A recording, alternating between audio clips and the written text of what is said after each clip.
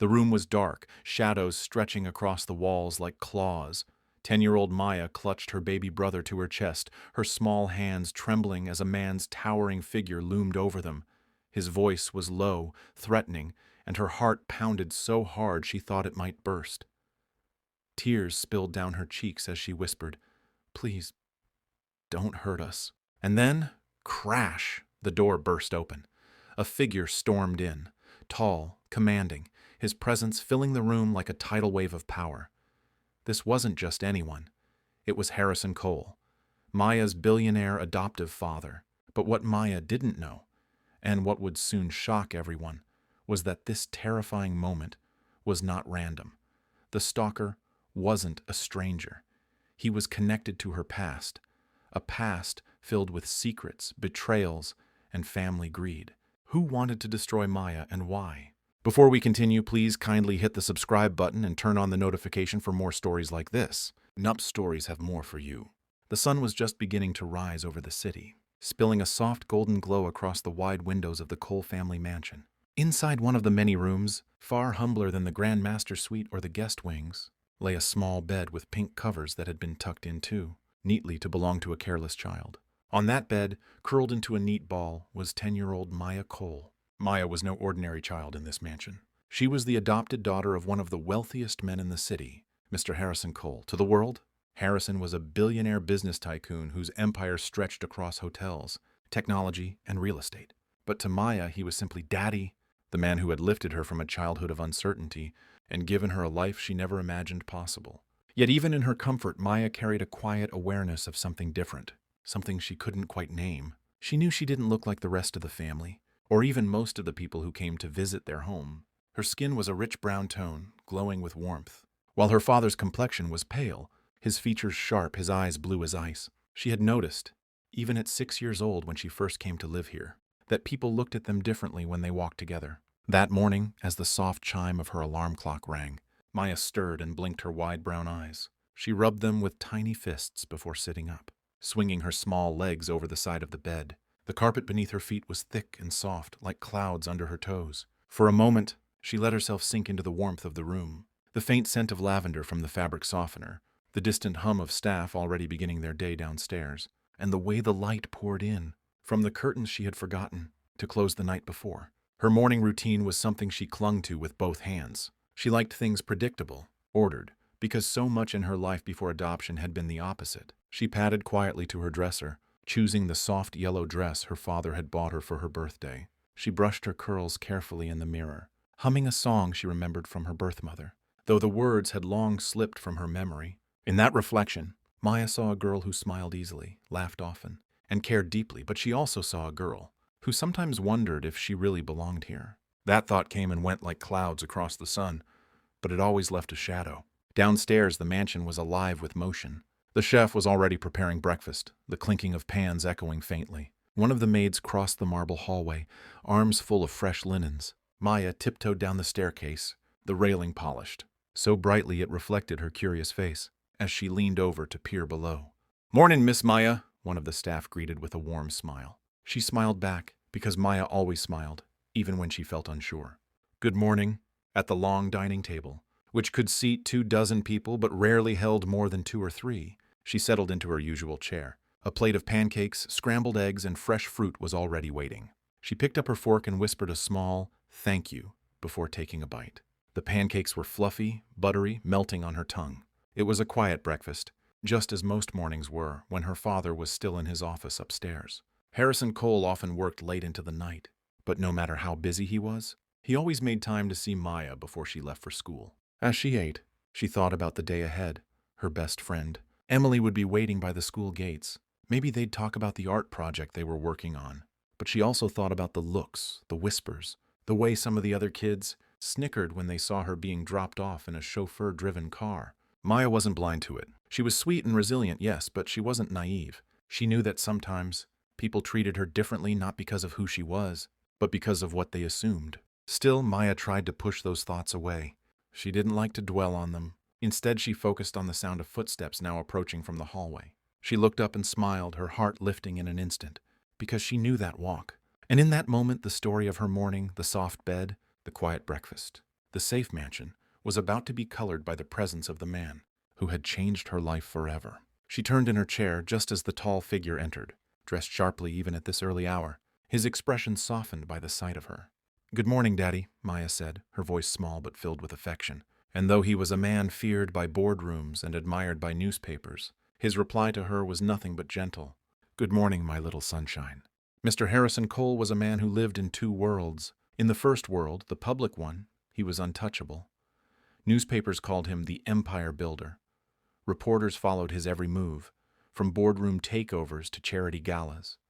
His face often appeared on the cover of glossy magazines, his name whispered with both admiration and envy. He was the kind of man who could walk into a room of 100 powerful people, and somehow, he was still the one everyone turned to watch. But in his second world, the private one, Harrison Cole was something else entirely.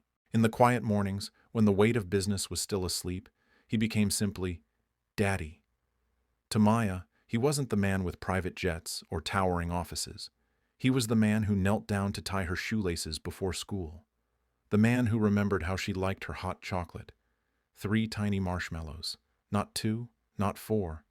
The man who sat at her bedside during thunderstorms, telling her stories until her trembling eased. That morning, as Harrison entered the dining hall, the contrast between those two worlds was clear.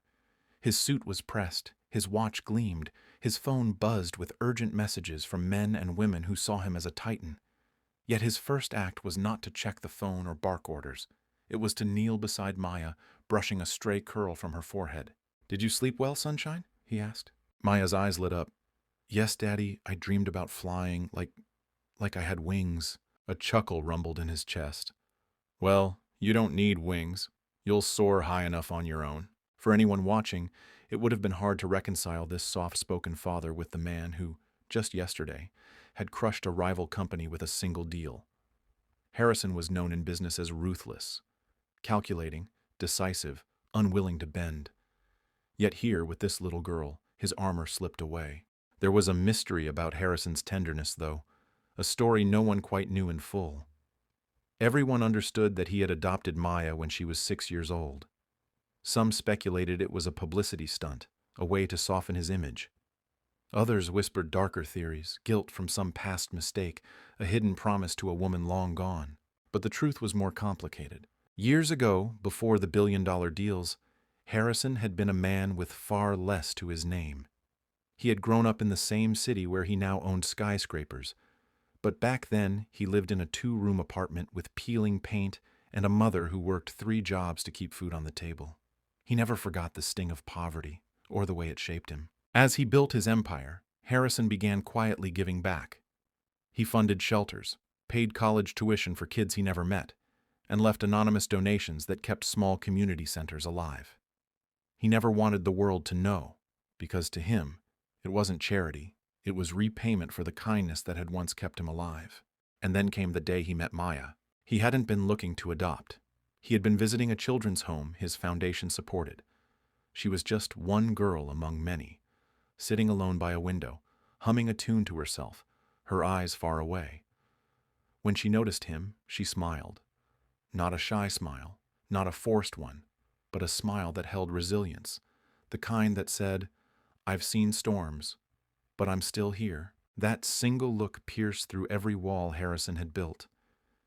By the end of that visit, he knew. Papers, lawyers, questions from society, none of it mattered. This child was meant to be his. Back in the present, Harrison settled into the chair beside Maya.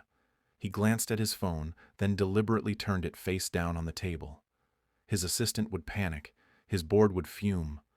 But this moment with Maya mattered more. "Are you ready for school?" he asked. "Yes!"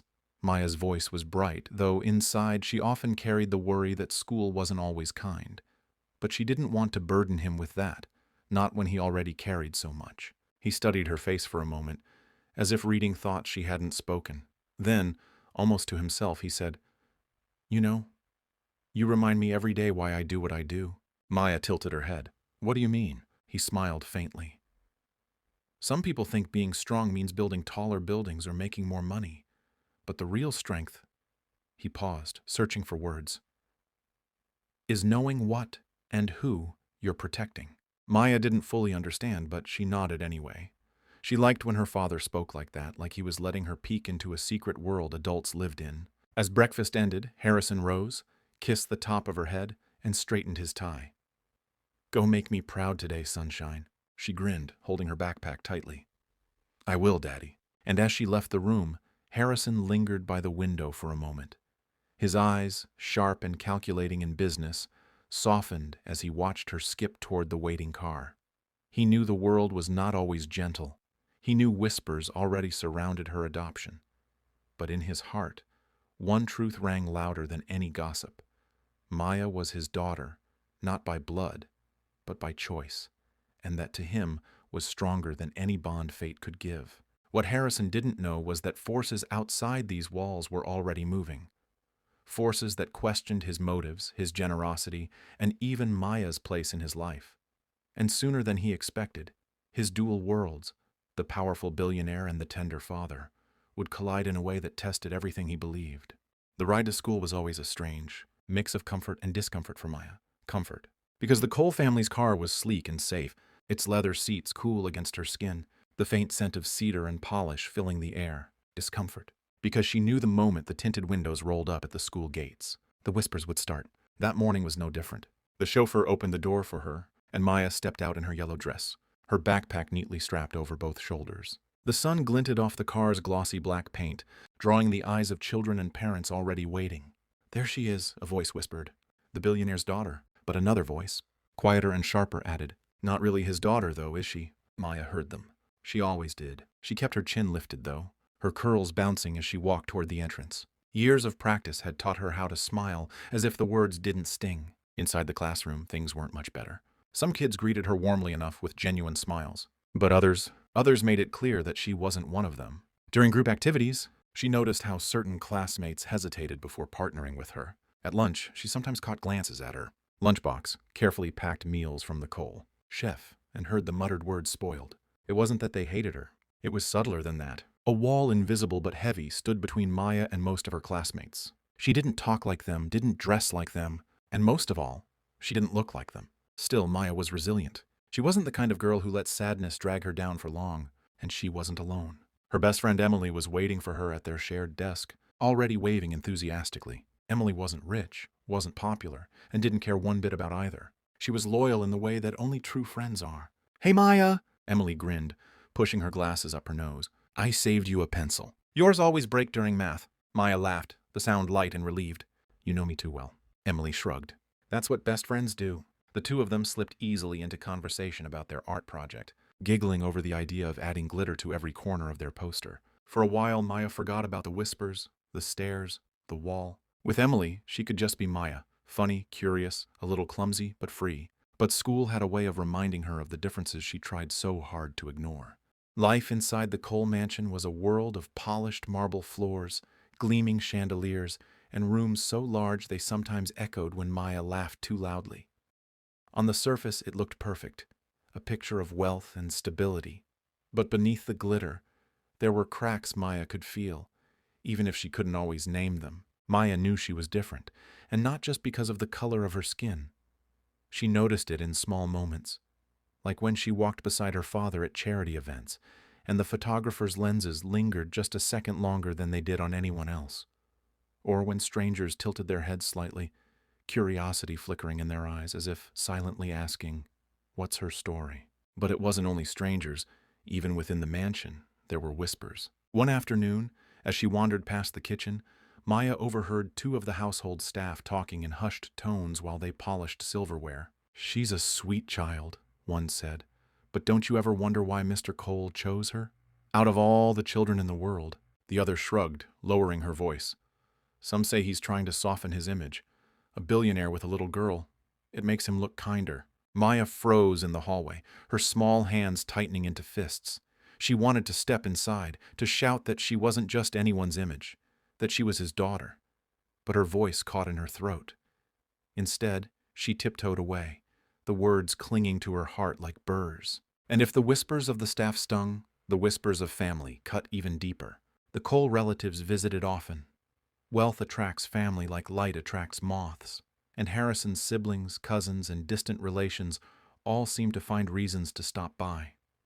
They smiled at Harrison, praising his generosity, but behind closed doors their true feelings seeped through.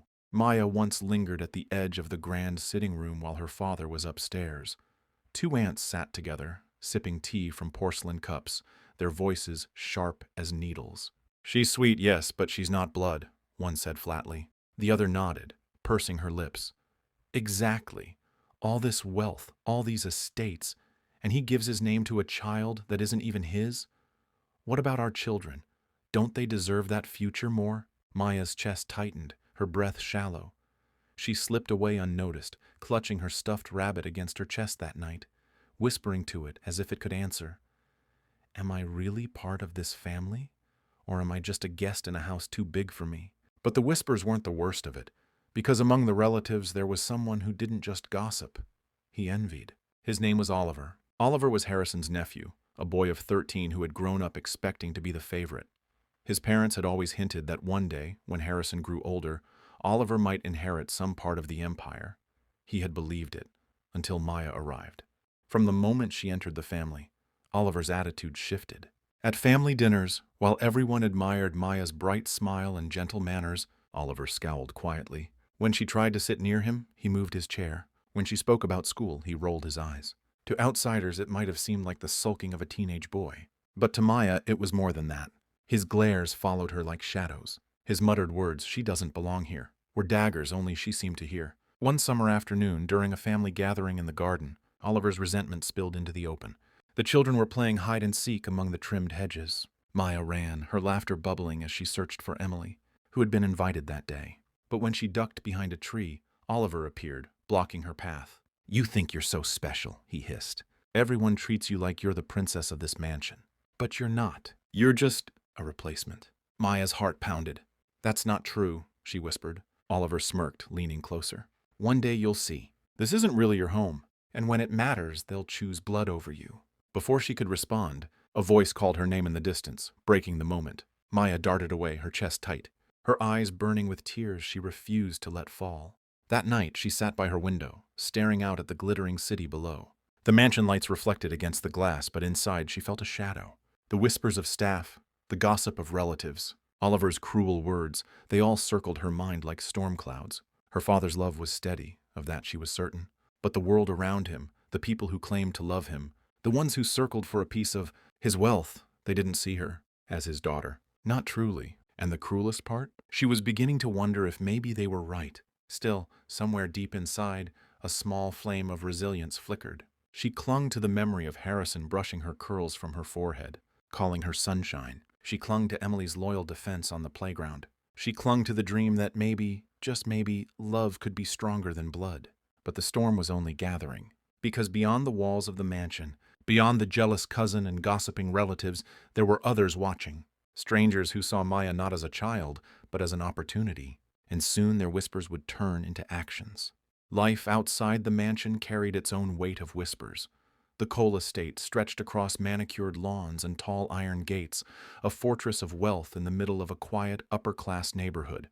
To most onlookers, it was a symbol of success, but not everyone looked at it with admiration. On weekends, when Maya sometimes played on the front lawn or walked with her father down the tree-lined street, she could feel eyes following her. Curtains shifted in neighboring houses, voices dropped as she passed.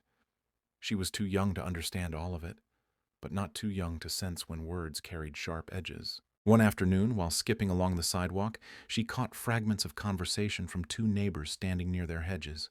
"Why her?" one whispered. "Of all the children he could adopt, why that girl?" The other sighed. "Who knows? Maybe it's for publicity, or maybe he's hiding something.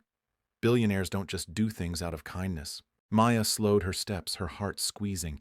She pretended not to hear, but their voices clung to her like burrs. The question repeated in her mind, "Why me?" At the same time, Harrison's growing generosity seemed to draw people closer, not with warmth, but with hunger. Visitors arrived at the mansion with smiles so wide they almost cracked their faces. They brought gifts, compliments, and endless praise for Harrison. "What a wonderful man you are," they said. "What a blessing for that child." But their eyes often strayed to the gold-framed paintings on the walls, to the gleaming cars in the driveway, to the discreet but watchful staff. Maya noticed. She might have been only 10, but she wasn't blind. She could see the difference between kindness that came from the heart and kindness that came with calculation. One particular evening, during a small gathering, Maya stood near the staircase, watching the adults mingle. A woman with sparkling jewelry leaned too close to her father, her laughter just a little too loud. "You're such an inspiration, Harrison," she cooed. "Opening your home, giving so generously. I just know the city will remember you for this." Her father smiled politely, but Maya noticed the tightness in his jaw, the sign he was holding back words he'd never say aloud in public. Later, as Harrison excused himself to make a phone call, Maya overheard the same woman whispering to her husband, "If we stay close to him, imagine what doors might open. A man like that doesn't just give to charities. He rewards loyalty." Maya's small fists clenched at her sides. It wasn't loyalty they wanted. It was wealth. Her father's wealth. And though he never spoke of it to her, Maya began to sense that Harrison knew. He saw the false smiles, the rehearsed compliments.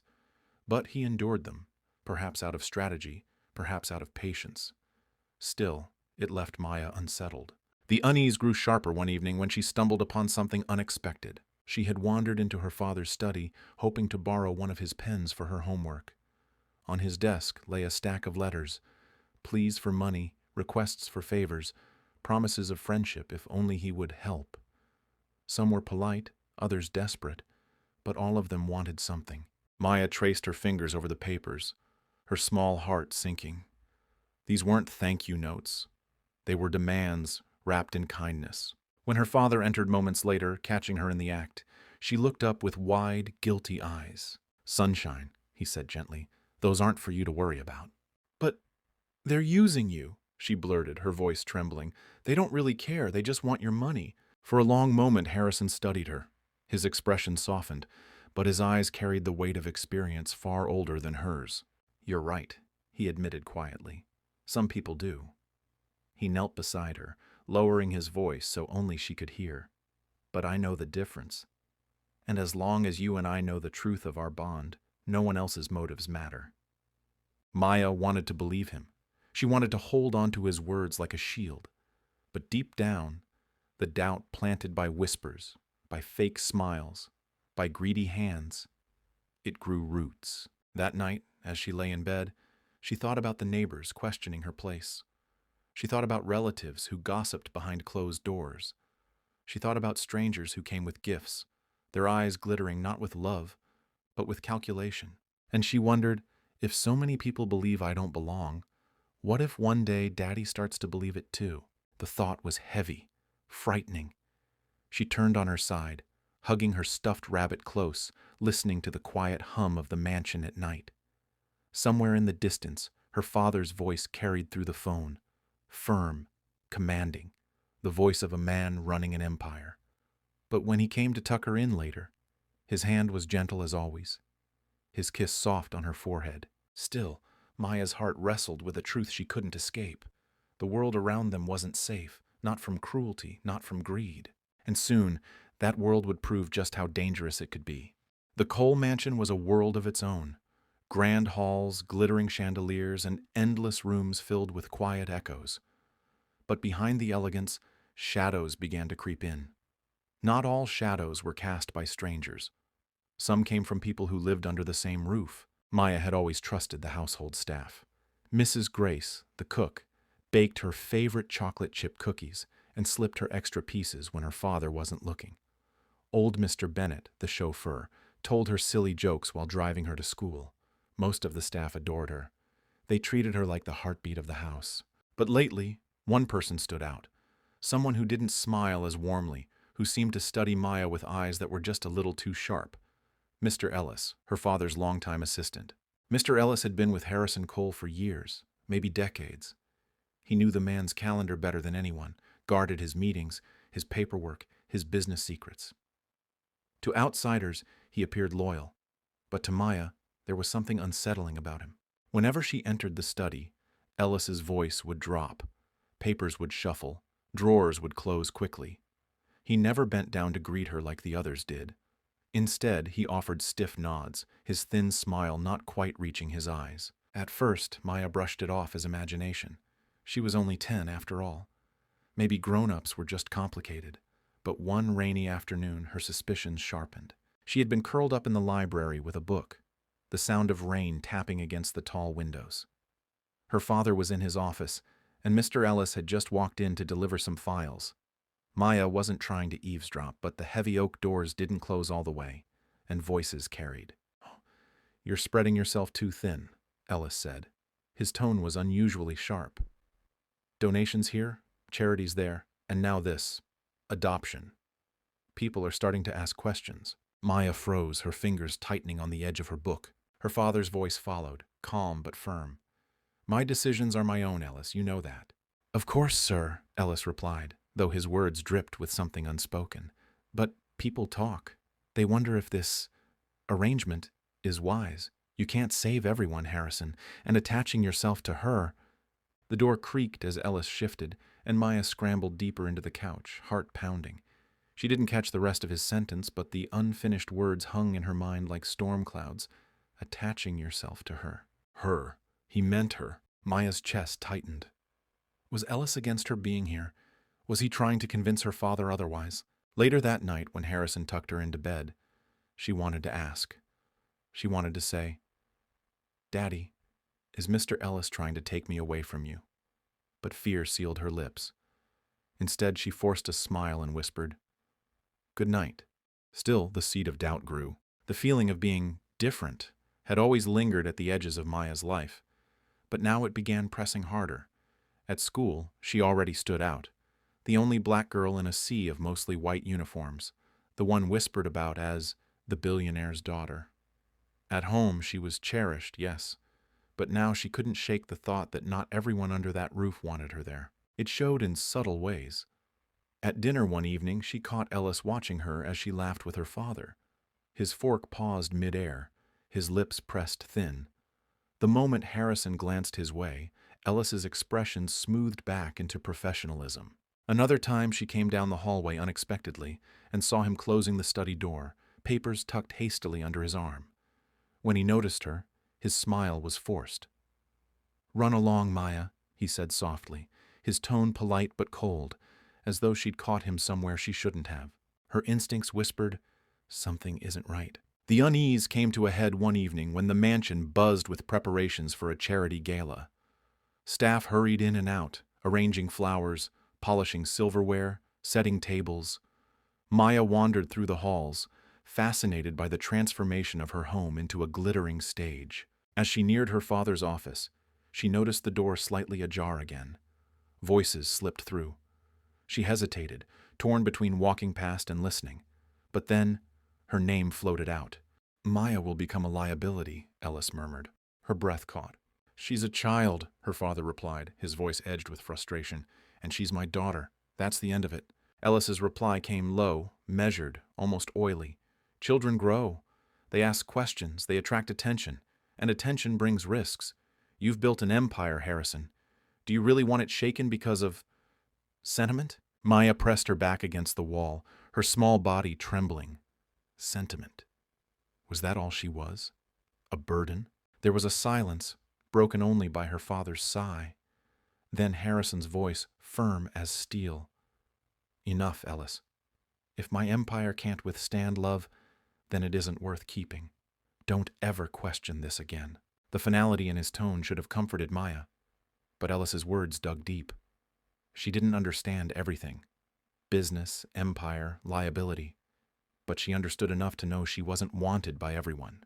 That night, lying in bed, she replayed the fragments. Liability, sentiment, attention, brings risks. She turned them over like puzzle pieces, each one cutting her heart. Maybe the neighbors were right. Maybe people would always question her place. Maybe one day her father would tire of defending her. For the first time since entering the Cole mansion years ago, Maya felt truly uncertain of where she belonged. And deep inside, a quiet fear whispered, "What if Ellis is right? What if love isn't enough to keep me here?"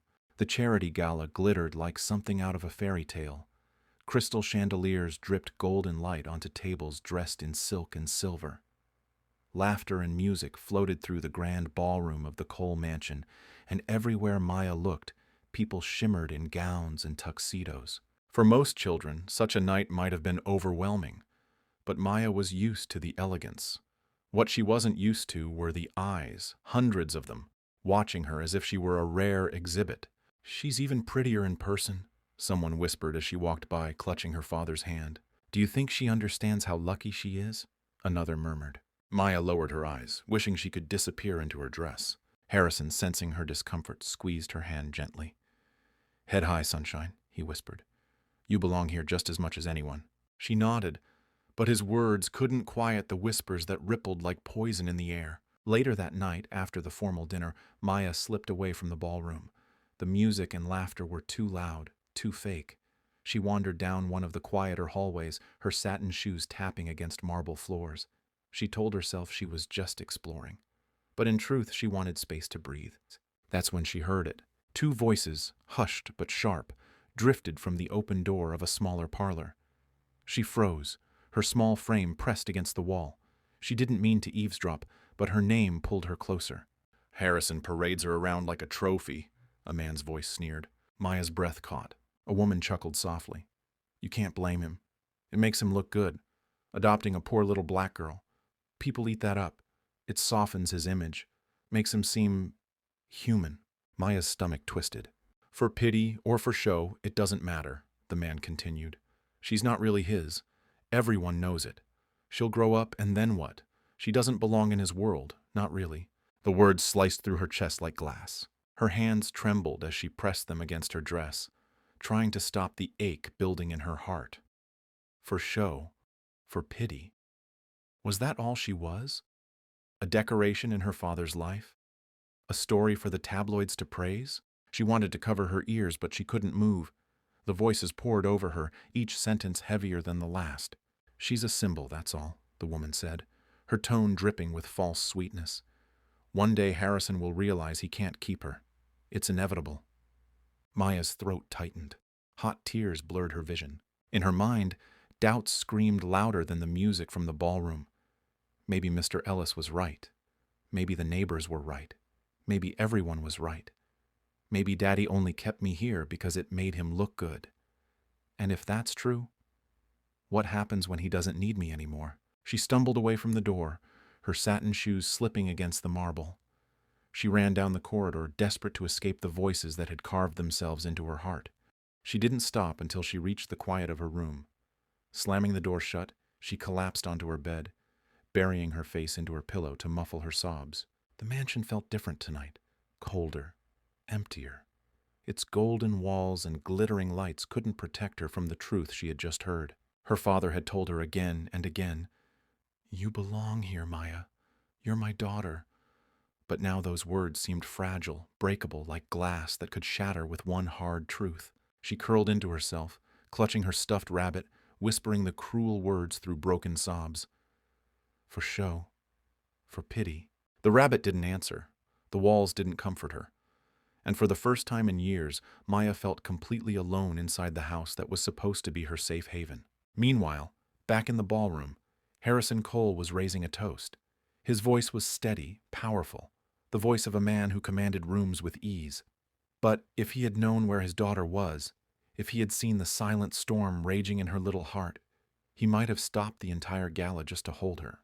Instead, Maya cried quietly in the shadows of her room, believing that maybe even her father's love wouldn't be enough to fight the world's cruelty. And that thought, painful and dangerous, rooted itself deep inside her. But the night wasn't finished with her yet. As she wiped her tears, she heard something. Voices again, this time closer.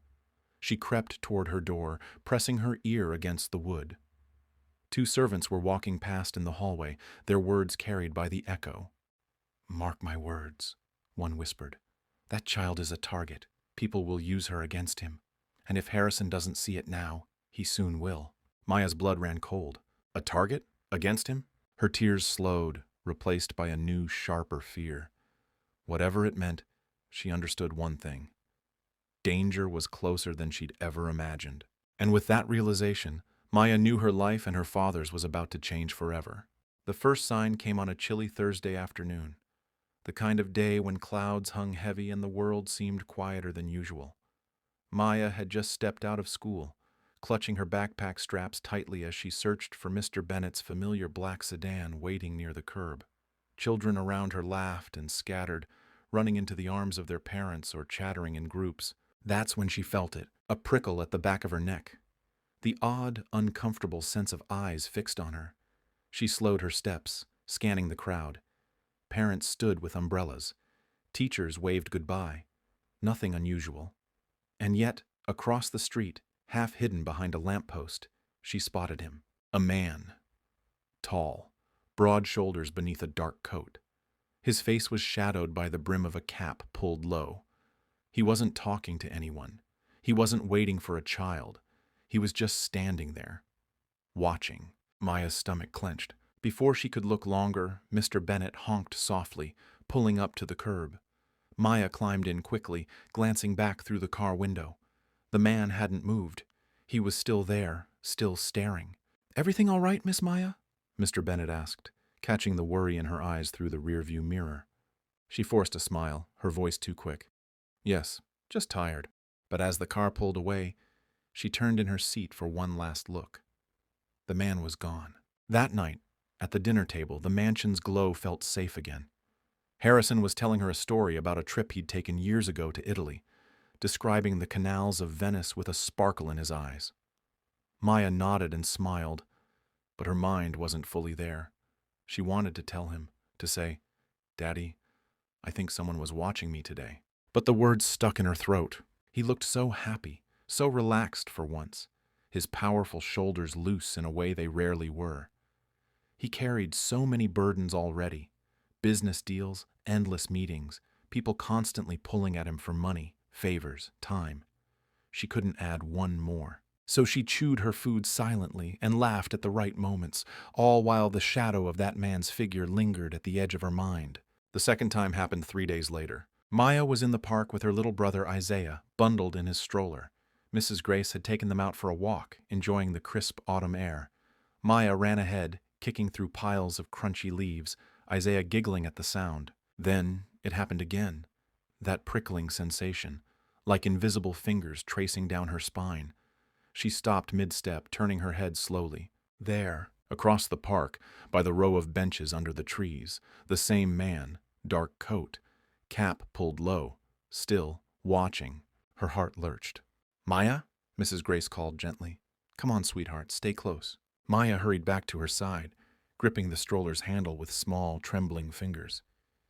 She wanted to tell Mrs. Grace, but what if she thought Maya was imagining things? What if it was nothing? Still, she couldn't help but glance back one last time. But just like before, he was gone. That night, she sat on her bed, hugging her stuffed rabbit tightly. Her thoughts spun faster than she could control. Who was he? Why was he always watching from a distance?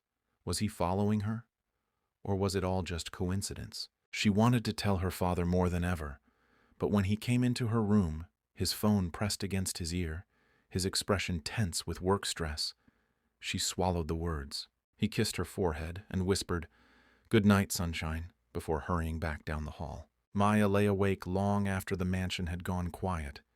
The house was huge, filled with staff, alarms, and locked gates. And yet, she couldn't shake the feeling that danger was inching closer with every passing day. The third time confirmed it. A week later, Maya was back at school. Recess was noisy, kids chasing balls and shouting across the playground. Maya sat with her loyal friend, Emma, sharing snacks under the shade of a tree.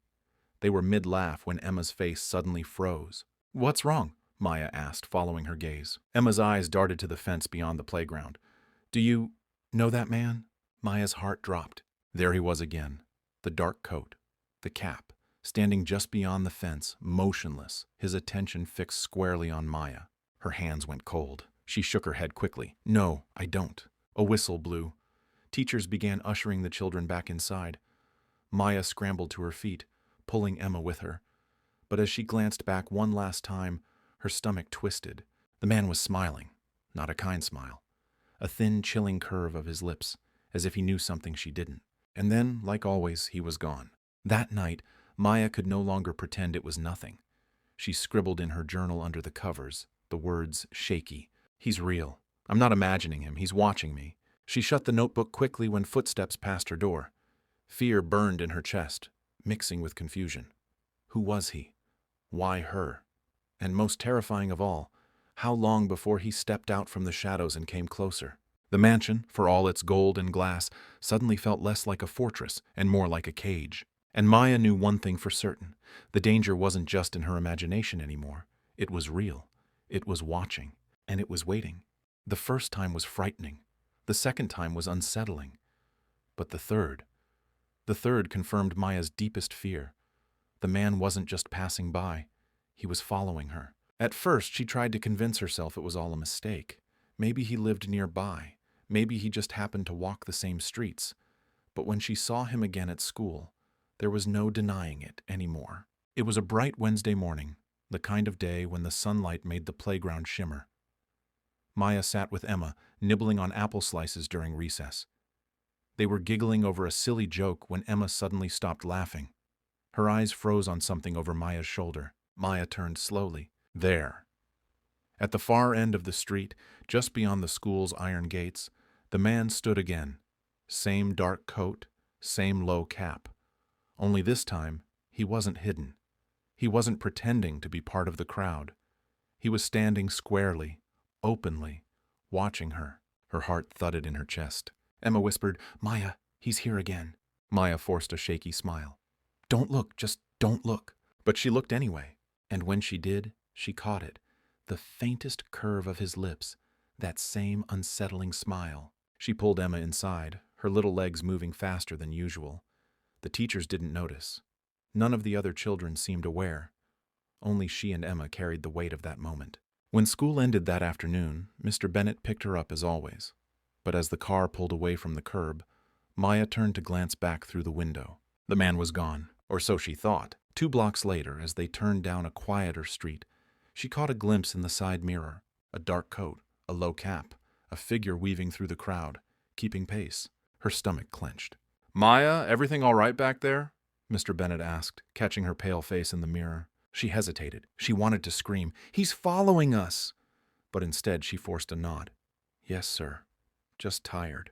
Her voice was too thin, but Mr. Bennett didn't press further. Maya gripped her backpack tightly, her little nails digging into the fabric, praying for the mansion gates to appear quickly. That evening, Harrison came home later than usual.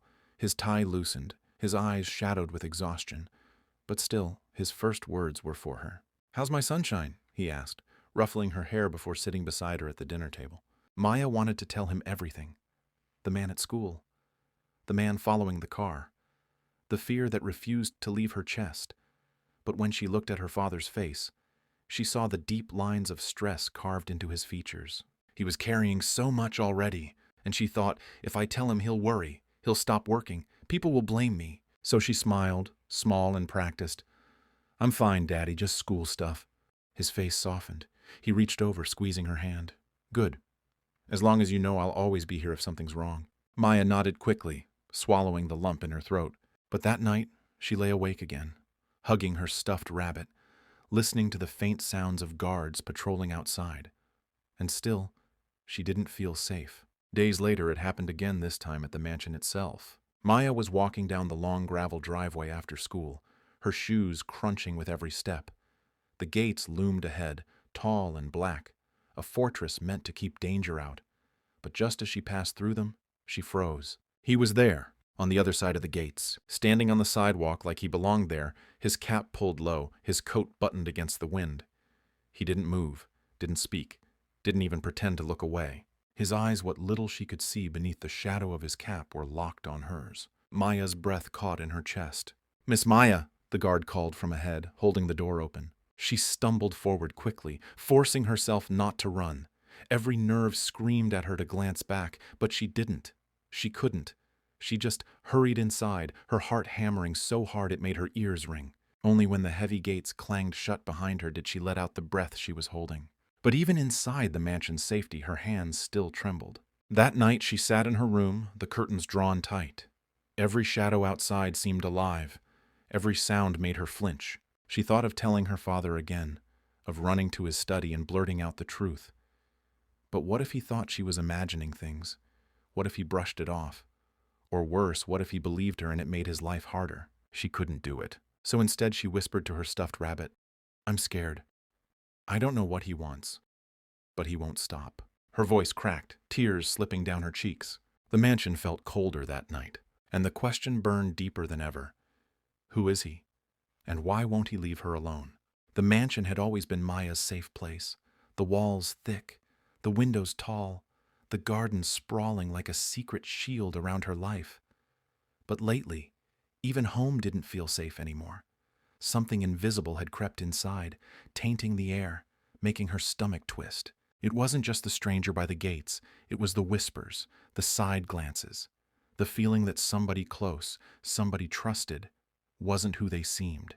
It began with Ellis. Mr. Ellis had been Harrison's personal assistant for nearly a decade. He was the kind of man who prided himself on order. Every file labeled, every appointment double-checked, every phone call recorded in neat handwriting.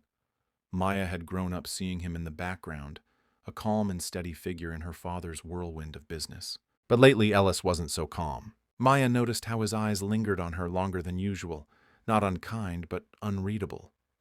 How his phone calls grew quieter, his voice slipping into hushed tones when she entered a room. And once, she caught him by the back door, slipping an envelope into his coat pocket, his expression stiff like he didn't want to be seen. "Good evening, Miss Maya," he said smoothly when he spotted her. "You should be upstairs now." His smile didn't reach his eyes. Maya hurried away, her heart thudding, unease crawling over her like ants. Then there was Caroline, her cousin. Caroline was only a few years older, 16 and sharp-tongued, with hair that always fell perfectly into place.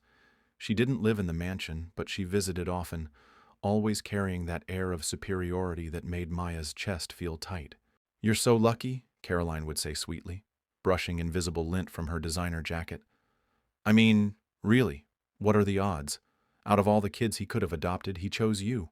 I guess you should be grateful every single day." It always sounded like a compliment, but Maya could feel the knife hidden underneath. Caroline liked to snoop too. She wandered into rooms she didn't belong in, peeked at Harrison's papers when she thought no one was watching. And once, Maya overheard her on the phone whispering, "No, she has no idea.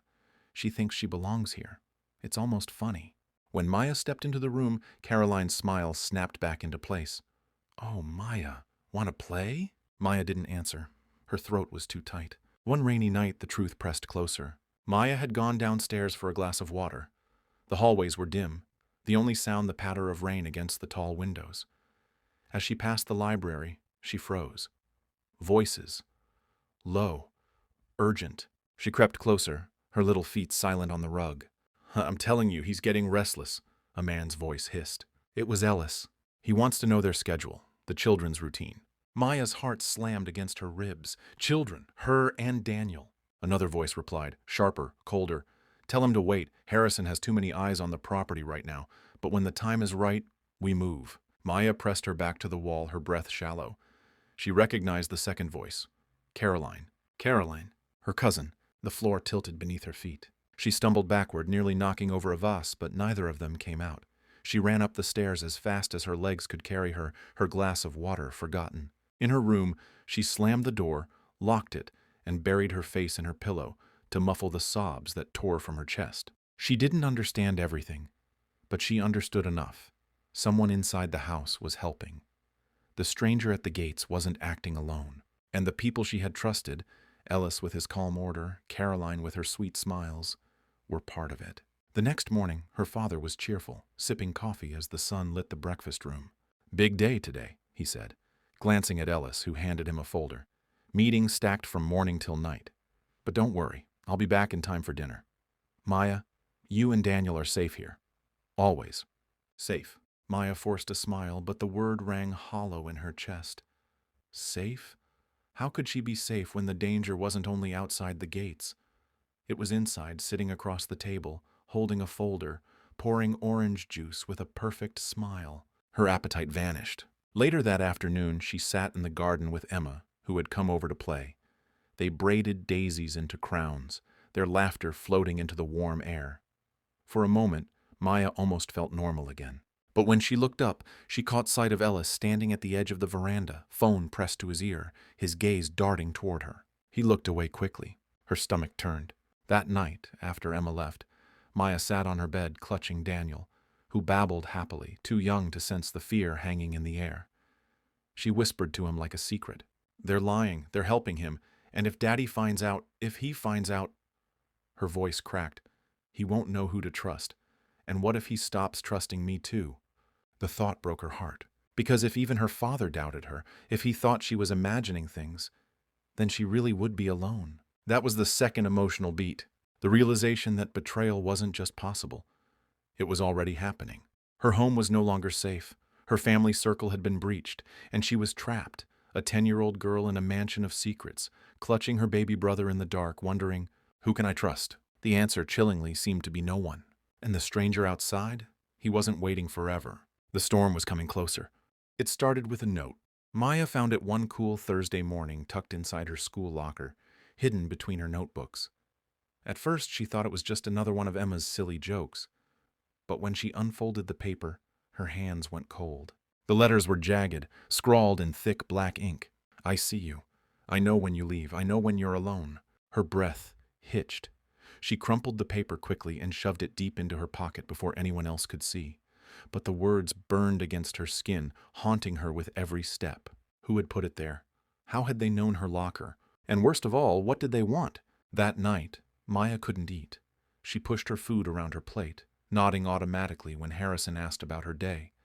Daniel babbled happily in his high chair, smearing mashed carrots across his tray, blissfully unaware of the shadow creeping closer to their family. But Maya stayed silent, because how could she explain it? A stranger following her, whispers in the house. Now, a note.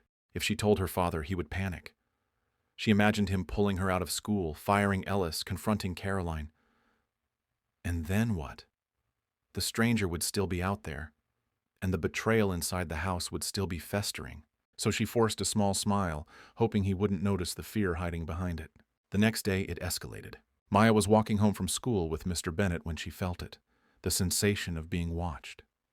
She turned, her small backpack bouncing on her shoulders. Across the street, leaning casually against a lamppost, the man stood, same dark coat, same low cap, same smile.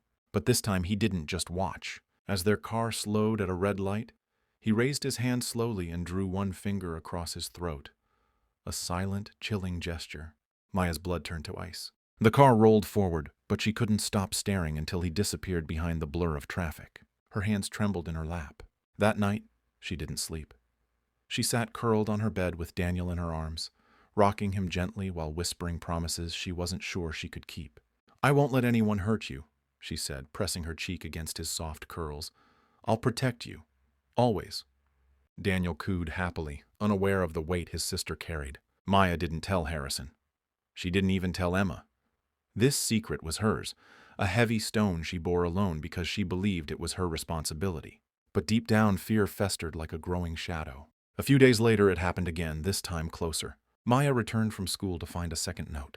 This one slipped beneath her bedroom door. Her heart pounded as she unfolded it. "The gates won't protect you forever. Soon you'll be mine." She nearly dropped it. Her knees buckled, and she sank onto the edge of her bed, staring at the paper with wide, tear-filled eyes. Her sanctuary had been breached. He had reached inside the mansion. The realization made her chest ache with panic. Somebody had helped him. Somebody inside had carried that note past guards, past staff, past everyone, and placed it where only she would find it. Her worst fear was true. That evening, Harrison worked late again. Maya paced her room, the note clutched in her sweaty palm. Her mind raced with questions she couldn't answer. How much did he know? What did he want? And how close was he willing to get? She heard footsteps outside her door and panicked, shoving the note beneath her pillow. The door creaked open. Ellis's face appeared. "Everything all right, Miss Maya?" His voice was calm, but his eyes flickered briefly to the pillow, as though he knew. Maya forced a nod, her throat too tight to speak. Ellis smiled faintly. "Good. Get some rest. Tomorrow will be a busy day." He closed the door softly, but Maya's skin crawled. Did he know? Later that night, the storm broke. Maya awoke to the sound of scratching at her window. She bolted upright, heart racing. The curtains swayed with the wind. The scratching grew louder. Slowly she crept toward the window. her small feet trembling against the carpet. She hesitated, then pulled the curtain aside. Her breath caught in her chest. On the glass, smeared in what looked like ash or dirt, were the words, "Soon." Maya screamed, stumbling backward, clutching Daniel as he woke and cried. By the time the guards rushed in, the window was empty. The word remained, ugly and threatening, proof that her nightmare was real. But no one else saw who had done it. No one could explain how the intruder had gotten so close. That night, Maya lay awake, clutching Daniel, her tears soaking his blanket. The mansion no longer felt like a fortress. The walls no longer felt thick enough. The gates no longer felt strong enough. And in the silence, her heart pounded with the question that kept her awake.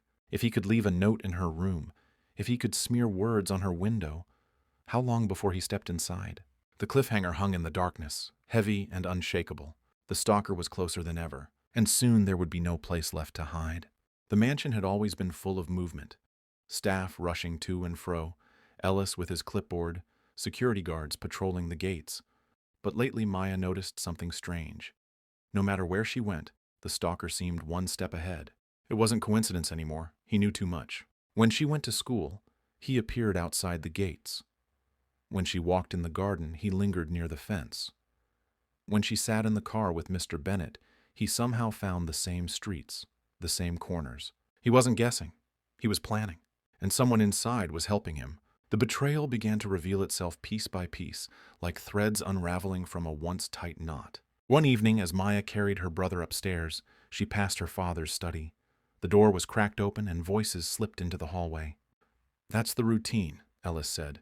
"She leaves school at 3. They take the long route through Oak Ridge. By 4, she's back behind the gates." Maya froze, her breath caught. He was talking about her. Her father's voice followed, calm but firm. "Why are you telling me this?" "I already know their schedules." Ellis hesitated. "Of course, sir. I just wanted to be thorough." Maya pressed herself against the wall, her knees trembling. She didn't understand the full meaning yet, but something in Ellis's tone chilled her. It wasn't loyalty. It was reporting. That night she barely slept. She kept hearing Ellis's words repeating in her head.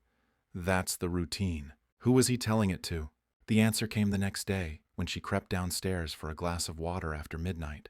She passed the side door leading to the servants' quarters and heard a whisper. "Yes, he'll pay more next week. Don't worry, I'll keep them updated. Just remember who's delivering you this information." It was Ellis. His voice was sharp, low, dripping with greed. Maya's chest tightened. Her hands shook so badly she nearly dropped the glass. She pressed herself against the wall, her little heart hammering. He wasn't protecting them.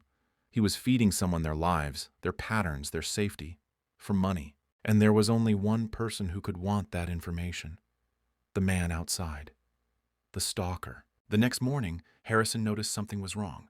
"Maya," he said softly over breakfast, his eyes studying her face, "you've been quiet lately, more than usual. Tell me, is something bothering you?" Her fork froze halfway to her mouth. For a moment, the words nearly spilled out. "Daddy, Ellis is helping him. There's a man who knows everything about us." But then she looked at Harrison's face. The tired lines etched deep around his eyes. The weight he carried from his empire.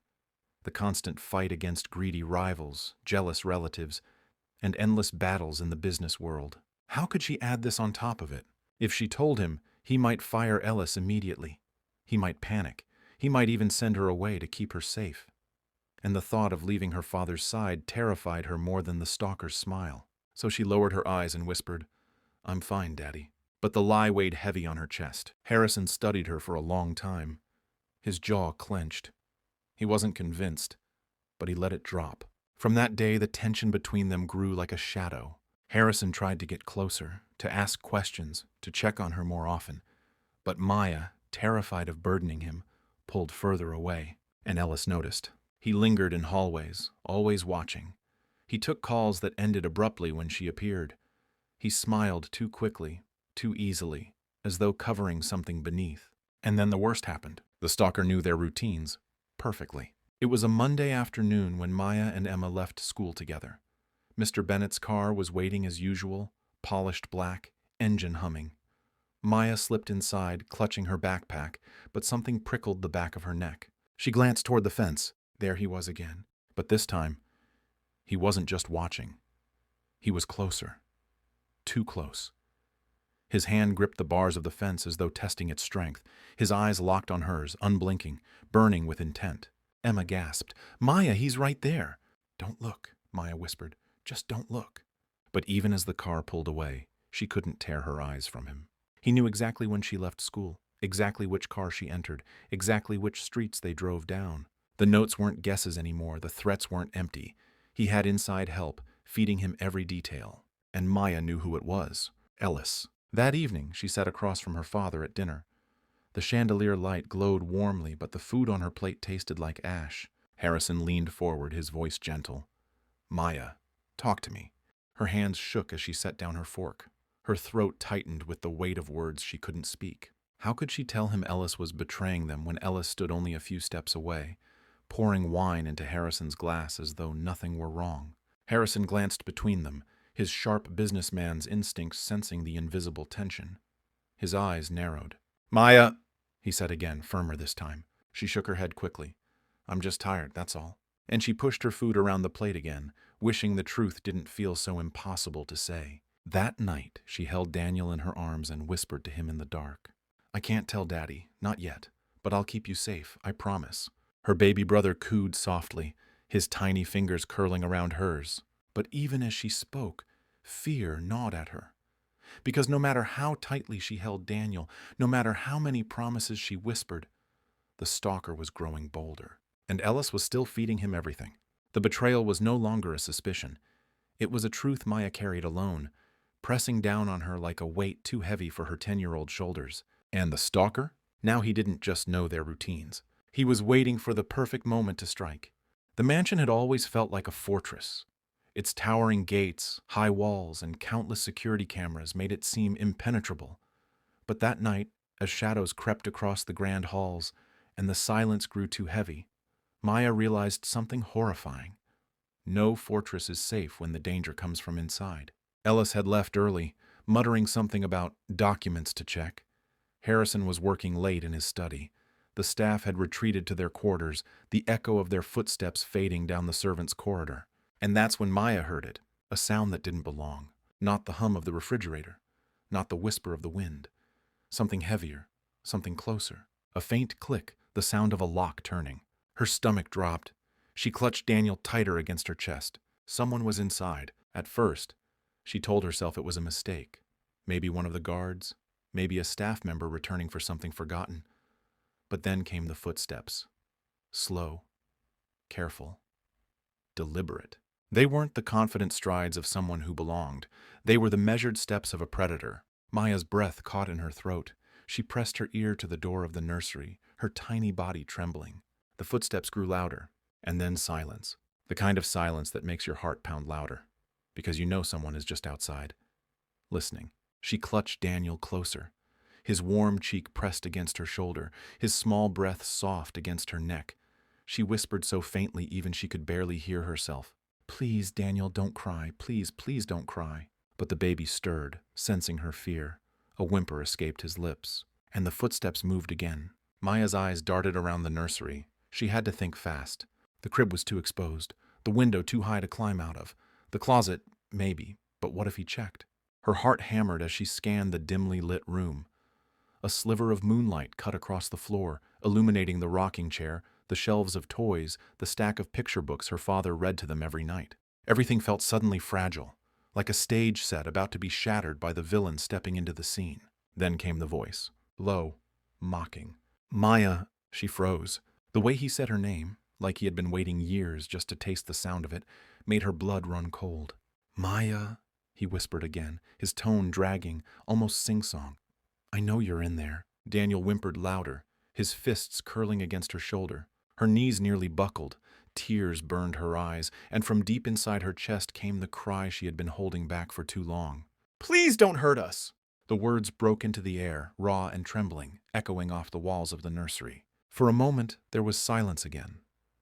The kind of silence that taunts you, that makes you wonder if you just doomed yourself by proving you're there. And then, the doorknob turned. Maya staggered backward, clutching Daniel so tightly he whimpered again. Her eyes darted to the closet, the only place left. She ran, slipped inside, and pulled the door shut. Darkness wrapped around them like a blanket, heavy and suffocating. Daniel squirmed in her arms, and she pressed a shaky finger to her lips, whispering desperately, "Shh, please, please, baby. We have to be quiet." Through the slats of the closet door, she saw the nursery door creak open. And then he was there, the stalker, tall, broad. His shadow stretched long across the floor.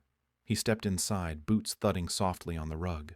Maya's entire body shook so hard she thought the door would rattle.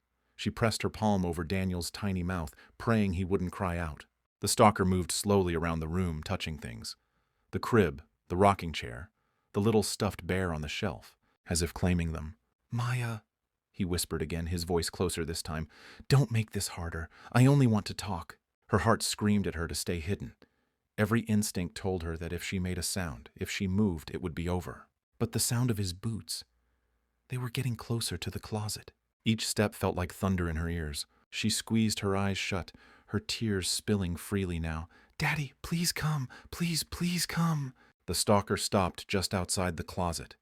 His hand reached out, hovering over the door handle. Maya's breath hitched. And then, silence. He stood there for what felt like forever. Listening, waiting. Daniel squirmed again. A tiny whimper escaped his lips before Maya could cover it. The stalker chuckled softly, low, menacing. "There you are." His hand gripped the handle. The closet door rattled. Maya bit her lip until it bled, trying to keep from screaming. And then, footsteps, heavy, fast, from the hall. The stalker froze. A new voice thundered through the mansion.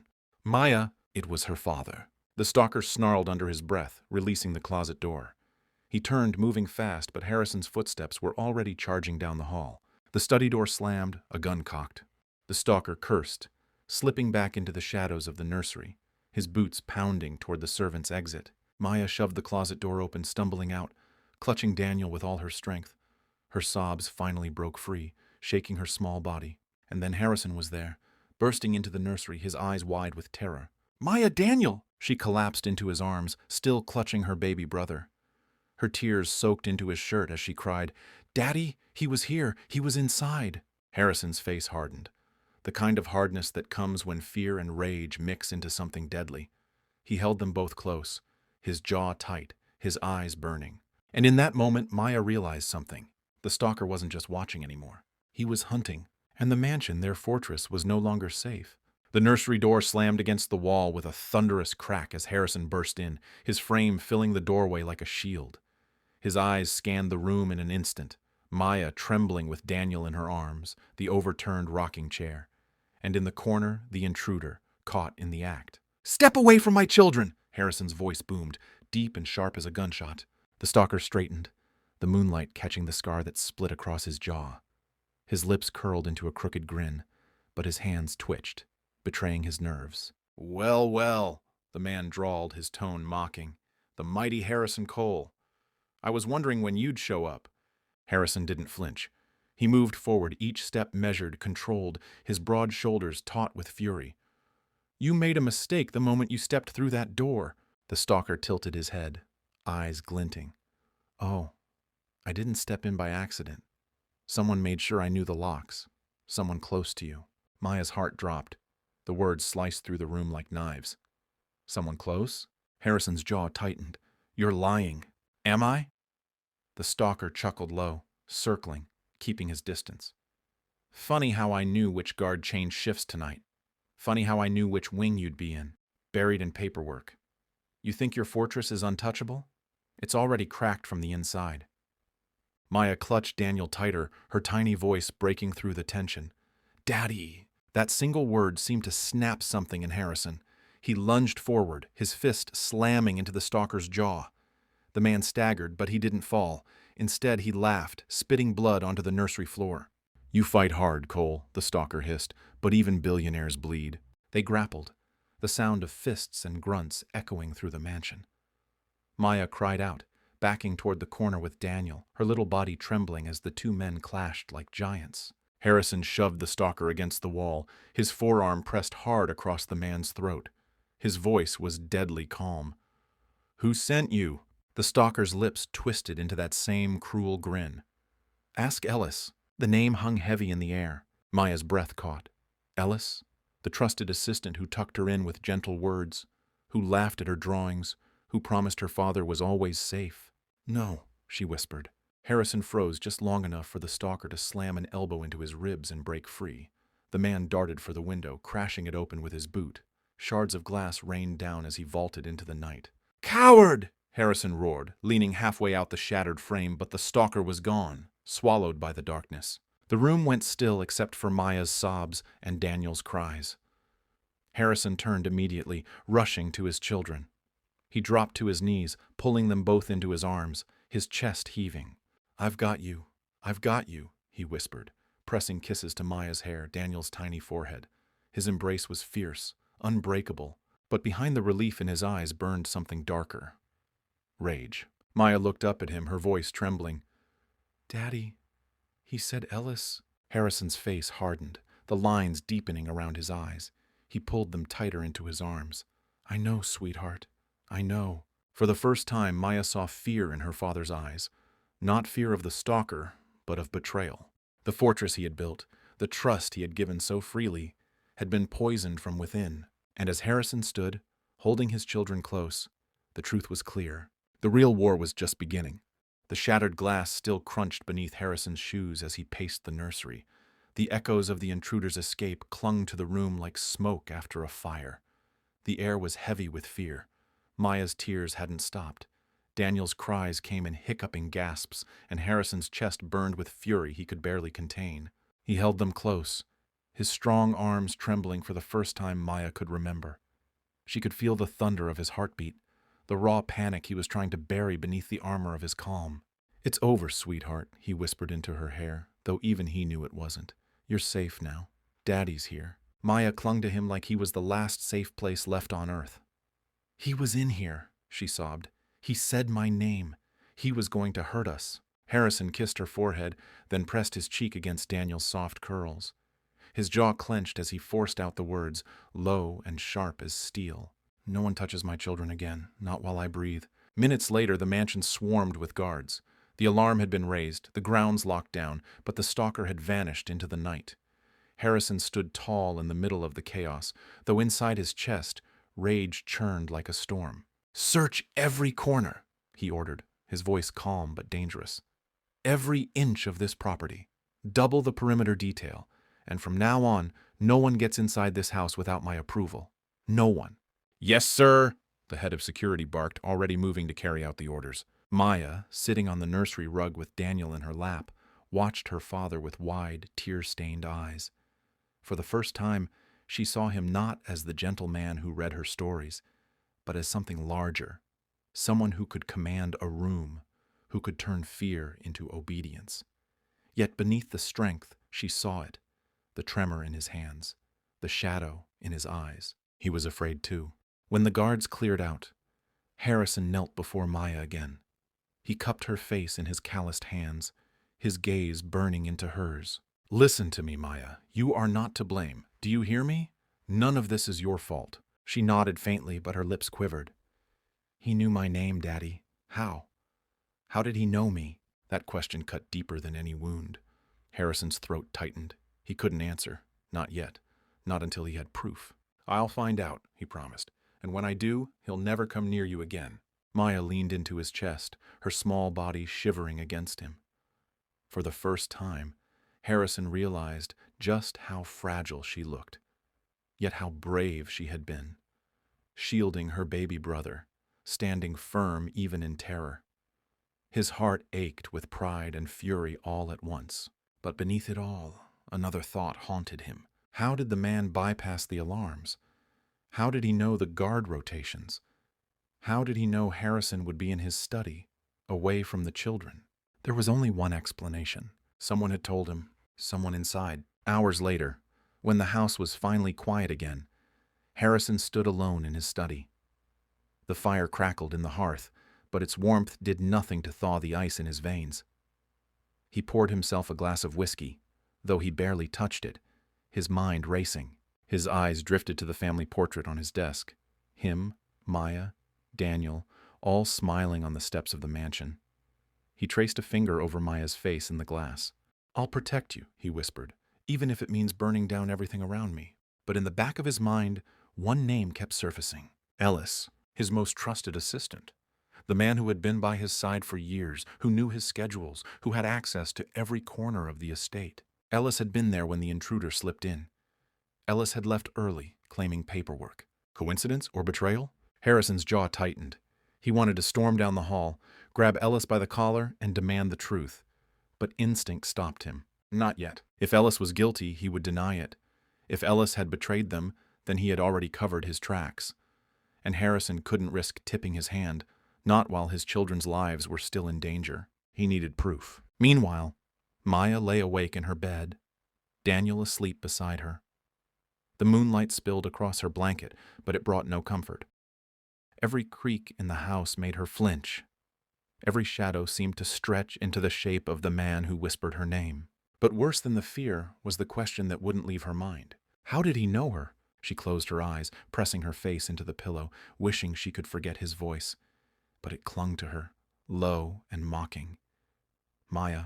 And as sleep finally dragged her under, she whispered the same words she had whispered in the closet, desperate and trembling. "Daddy, please don't let him come back." Harrison didn't sleep that night. He stayed in his study, eyes fixed on the flickering fire, his hand curled tight around the untouched glass. Somewhere inside his home lurked a snake, and until he uncovered it, he knew one truth with absolute certainty. The danger wasn't over. It was only beginning. The morning sun rose over the Cole estate, but it brought no peace. The mansion, usually filled with the hum of staff and the laughter of children, felt strangely hollow. Guards patrolled in heavier numbers now, their radios crackling with constant updates. Maya sat quietly at the breakfast table, pushing her food around with her fork. Daniel babbled beside her in his high chair, oblivious to the heaviness in the air. Harrison sat at the head of the table, his eyes distant, his coffee untouched. And Ellis, calm, polished Ellis, stood at his side as always, flipping through the day's schedule like nothing had happened. "Your meeting with the board is at 10, sir," Ellis said smoothly. "Shall I have the car brought around?" Harrison didn't answer. His eyes stayed locked on Ellis, sharp and unblinking. Finally, he rose. "Ellis, my study, now." The command sliced through the air. Maya's fork froze mid-scratch against her plate. Ellis blinked, caught off guard, but quickly regained his composure. "Of course, sir." The study door shut behind them with a heavy thud. Harrison circled the room slowly, like a predator, while Ellis stood near the desk, hands clasped behind his back. "Tell me something," Harrison began, his voice calm but low, like distant thunder. "Where were you last night?" Ellis tilted his head, feigning confusion. "Last night? I told you, I left early. Paperwork." "Paperwork?" Harrison's eyes narrowed. "At midnight, during the exact window an intruder managed to bypass my security and walk into my children's nursery."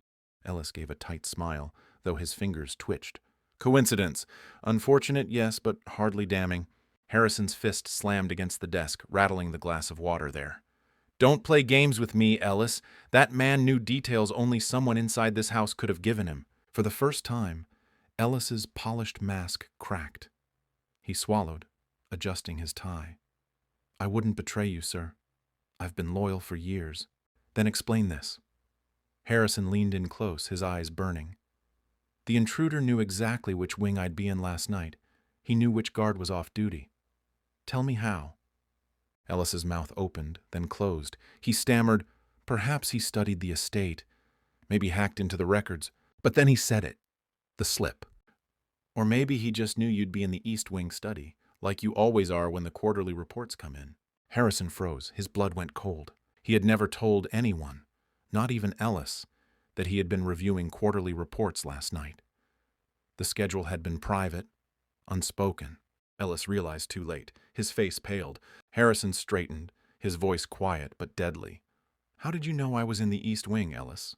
Outside the study, Maya had tiptoed down the hall. She hadn't meant to eavesdrop, but the raised voices had drawn her closer. She pressed her ear against the polished wooden door, her heart pounding. Inside, the silence was thick. Finally, Ellis spoke, his voice sharp now, defensive. "You've grown paranoid, Harrison. Maybe you should ask yourself if your enemies aren't the ones inside your own family. Relatives, perhaps, not me." Harrison's chair scraped as he stood. "Don't twist this. You slipped, and I will find proof." Maya's hands trembled against the door. Her chest tightened as the truth pressed in on her. Ellis, the man who had always smiled at her, who had carried her books, who had said she was safe. He had betrayed them. Her breath hitched, and for a terrifying moment she thought they'd hear her. She covered her mouth, tears welling in her eyes. Inside, Harrison leaned across the desk, his voice low and dangerous. "If I discover you've betrayed my family, Ellis, there won't be a corner of this world where you can hide." Ellis's eyes flickered. Fear, guilt, calculation. He gave a shallow nod, lips pressed thin. "I'll gather the staff reports," he muttered, retreating quickly toward the door. When the latch clicked shut behind him, Harrison stayed frozen in the silence, fists clenched so tightly his knuckles turned white.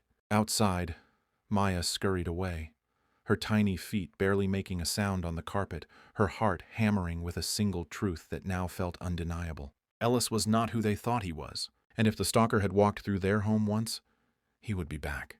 The Cole estate pulsed with unease, like a drumbeat just under the surface. After Harrison's confrontation with Ellis, extra guards were stationed around the mansion. Floodlights swept the grounds at night, and cameras were monitored in real time. Harrison wasn't taking chances again. But danger has a way of slipping through cracks. It happened on a stormy evening. Rain lashed against the windows, the ground soaked in silver sheets of water. Maya sat curled up with Daniel in the library, reading him a picture book by the fireplace. The flames crackled, but even the warmth couldn't chase away the tension that had lingered since the break-in. Outside, a shadow moved. One of the guards spotted him first. Tall, hood pulled low, standing just beyond the iron gates. He wasn't hiding this time. He was waiting. "Sir, we've got movement," the guard crackled into his radio. Harrison was in his study. He didn't hesitate. "Bring him in. Alive." Minutes later, chaos.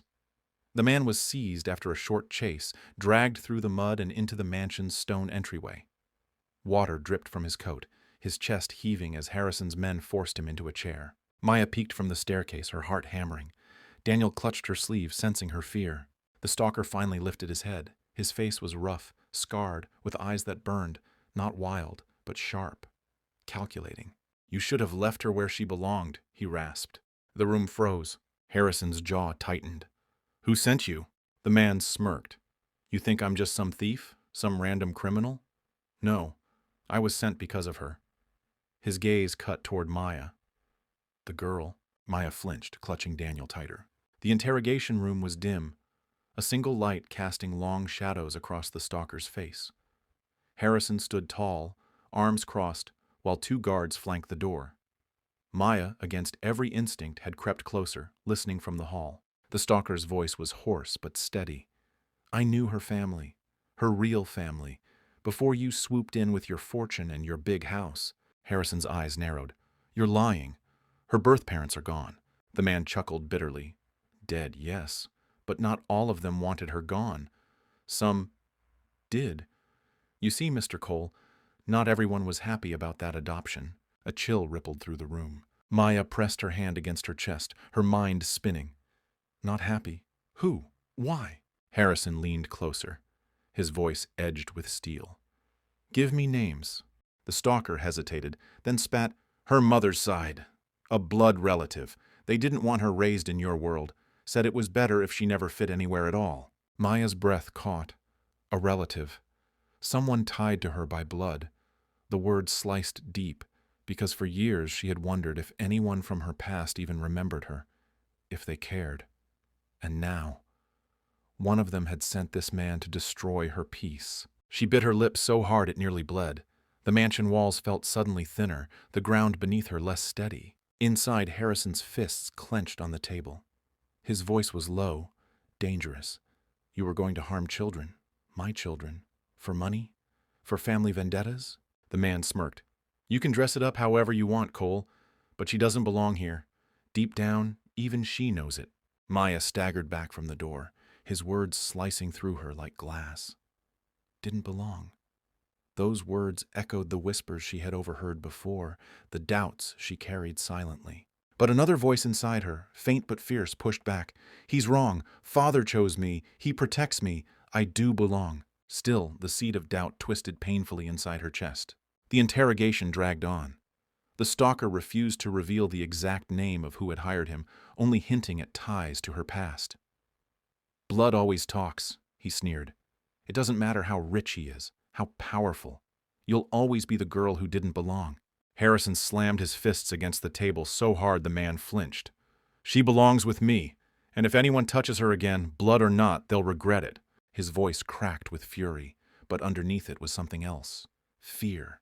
Fear of losing the little girl he had fought so hard to protect. Later that night, when the man had been dragged away to holding, Harrison found Maya sitting silently on the staircase. Her small figure was hunched, Daniel asleep in her lap. "Maya," he said softly, crouching down to her level. She looked up, her eyes glistening. "He said he knew my family." Her voice trembled. "Is it true that someone from before wanted me gone?" Harrison's heart clenched. He wanted to shield her from every cruel truth, but he couldn't lie. He brushed a curl from her face and whispered, "Some people live with darkness in their hearts, but hear me, Maya. Your place is here, with me, with Daniel, with us. No one can change that." Her lips quivered. "But what if he's right? What if I don't belong?" He pulled her into his chest, holding her so tightly she could hear the steady thud of his heartbeat. "You belong because I chose you, and I will keep choosing you every single day.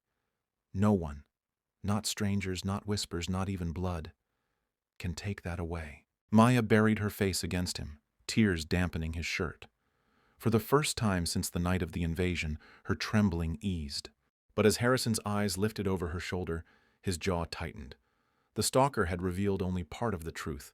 Somewhere out there, someone connected to Maya's past still wanted her gone, and Harrison Cole intended to uncover exactly who it was. The storm outside had faded to a soft drizzle, but inside the Cole mansion, tension lingered like smoke after a fire. The captured stalker's words still echoed in Maya's ears. Her family. Someone from her past wanted her gone. Maya sat in her room, hugging her knees on the wide bay window seat. The glass was cool against her cheek, and outside she could see the gardens shimmering wet under the moonlight. But her heart was anything but calm. She thought about her life before the mansion. Images she could barely piece together. A cramped apartment, the smell of stale food, shadows of voices arguing in the night. She had been so little, only 6 when Harrison adopted her. Memories of her birth family were fractured like glass shards scattered in her mind. But tonight, for the first time, those fragments cut deep. She whispered to herself, "Did they not want me?" Daniel stirred in his crib on the other side of the room, but she didn't move to comfort him. She couldn't. Her chest felt heavy, like the air itself was pressing down. The stalker's cruel voice had planted seeds she couldn't ignore. If her own blood didn't want her, what did that make her? Was she just something Harrison rescued out of pity? Tears blurred her view of the moon. The door creaked open gently. Harrison stepped inside, his tall frame filling the doorway, but his voice was soft. "Maya?" She quickly wiped at her eyes, but he noticed anyway. He always noticed. Without waiting for permission, he crossed the room and sat beside her on the window seat. For a moment, he didn't speak. He just let the silence hold them both, as if to say she didn't need to hide. Finally, he asked, "You heard him, didn't you?" Maya's throat tightened. She nodded. "He said, someone from my family didn't want me. That's why he came. Because of me." Her small voice broke on the last word. Harrison's jaw clenched, but he kept his tone gentle. "Maya, listen to me. That man wanted to hurt you. He wanted to make you doubt yourself. You can't believe everything he said. But what if it's true?" Her eyes brimmed with tears again. "What if they gave me away because they didn't want me? What if I was just too much trouble?" Her words cut deeper than any blade. Harrison felt it like a physical wound. He turned to face her fully, taking her trembling hands in his. "Maya, when I found you, you were the bravest little girl I'd ever seen. Do you know what I saw that day?" She shook her head, staring down. "I saw a fighter. I saw a child who had been through more than most adults. And yet you still had kindness in your heart. You still had hope in your eyes. That's what made me want to be your father. Not pity, not charity. Choice. My choice." Her lip trembled. "But what if I wasn't enough for them? My real family?" His voice deepened, steady and strong. Blood doesn't always mean love, Maya. Sometimes the people who should protect us are the ones who fail us most. But hear me. You are enough. You were always enough. And you will never be unwanted again." The words broke something open in her. She sobbed into his chest, clutching at his shirt as if it were the only anchor keeping her from sinking. He wrapped his arms around her, holding her so tightly she could feel the steady beat of his heart. "Shh," he murmured into her hair. "I've got you. I'll always have you." For a long time they stayed like that.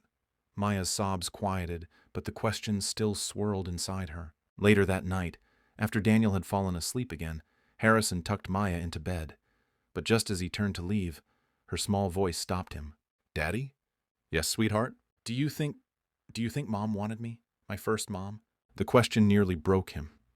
Harrison sat back on the edge of her bed, choosing his words carefully.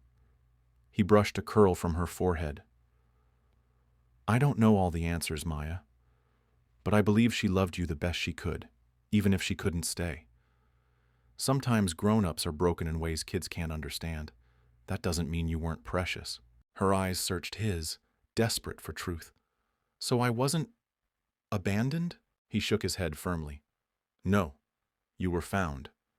And I will spend every day making sure you know that." Her chest rose with a shaky breath, and for the first time that night, her lips curved into the faintest smile. But as Harrison kissed her forehead and turned off the lamp, a storm brewed inside him. He had reassured her, but the stalker's words haunted him too. Someone from her bloodline had set this in motion. Someone wanted Maya gone.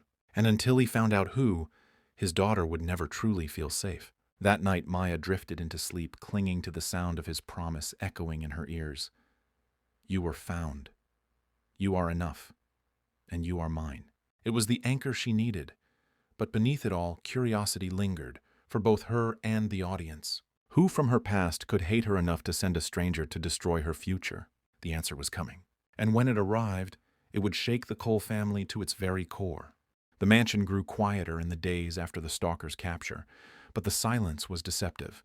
Beneath the polished marble floors and velvet curtains, Harrison felt a current of rot running through his home. Ellis had been a thorn in his side for weeks, but Harrison's gut told him the betrayal ran deeper. The stalker's words still echoed. Someone from her family wanted her gone, and Harrison had built an empire by trusting his instincts. It began to unravel one cold morning. Harrison's investigators returned with a thin folder of records, bank transfers, late-night calls, meetings in shadowed corners. At first glance, they seemed disconnected. But the moment Harrison saw the name scrawled on the page, his blood turned to ice. It wasn't just Ellis. It was family. Not his, Maya's, a relative on her mother's side.